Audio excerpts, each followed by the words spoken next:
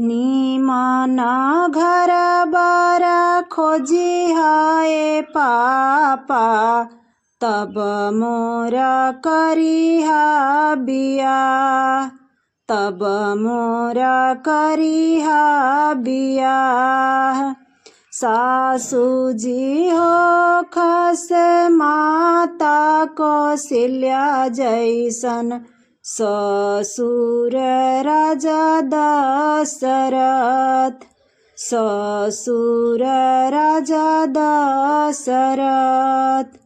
लक्ष्मण जैसन खोजिहा देवरवा, दुल्हा जैसन श्री राम, दुल्हा जैसन श्री राम।